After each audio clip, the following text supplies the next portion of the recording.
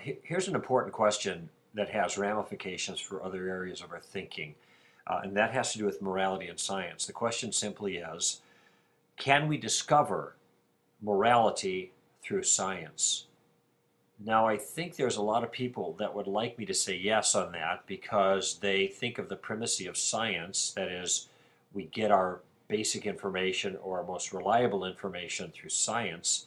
And therefore, if morality is important to them, they want to be able to substantiate that by science as well.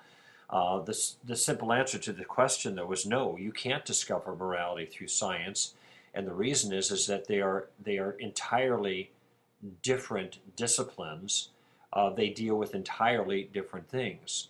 And indeed, science depends on morality to exist prior to it before science could even exist. Let me cast that point out real quickly for you. In order for science to work, there's a certain methodology that you have to put in play. Now, what if you say that you have followed the methodology, but you actually haven't? You say that you've done experimental science in a certain way and that it's come to certain conclusions that allows you to make a product that does a certain thing, when in fact the science behind it is misleading and you're misleading on purpose. Well, then you could see that the scientific enterprise has been distorted. And it's been distorted because you have done something immoral. You have lied. You have misrepresented the evidence. So not only is it that science can't discover morality, but science depends on morality before it can even begin to operate effectively. There has to be certain moral principles in place and adhered to before you can trust the deliverances of science. Now, the reason that I say that science can't tell you about morality is because there is nothing in the scientific enterprise that, even in principle, can suggest to you whether a certain action, an action of science or outside of science, is a right or a wrong action.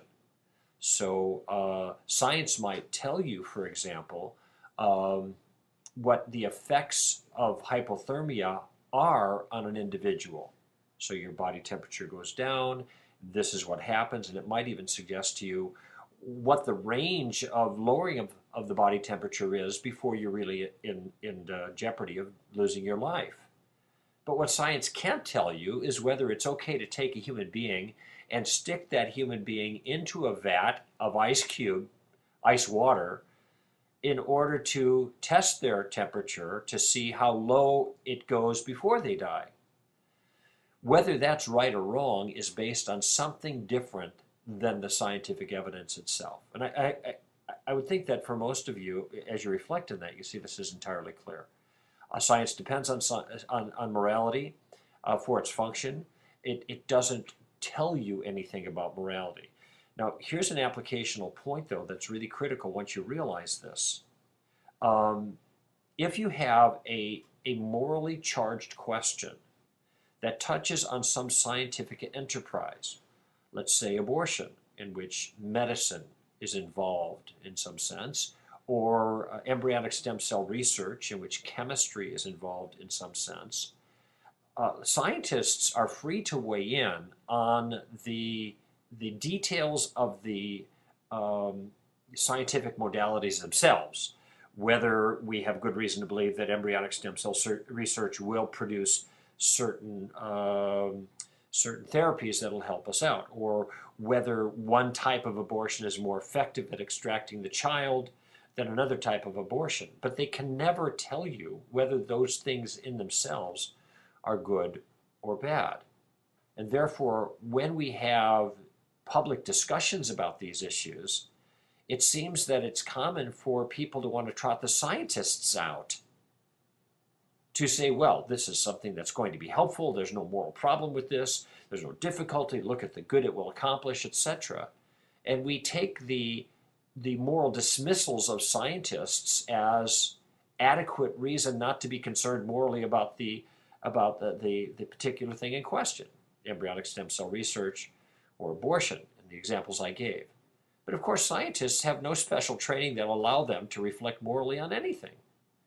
And they may be able to reflect morally well on something, but not in virtue of being a scientist. And so their scientific credentials are unrelated to their moral assessment. And so this is a mistake you never want to make. You never want to simply dismiss moral concerns about something that touches the scientific enterprise simply because a scientist has told you from his position as a specialist in physics or chemistry or medicine that he's completely comfortable with the behavior, because that tells you nothing about the morality. Morality is really a subset of philosophy, not a subset of science. And so it is the philosophical, theological elements that bear most importantly on the moral questions, not the scientific elements.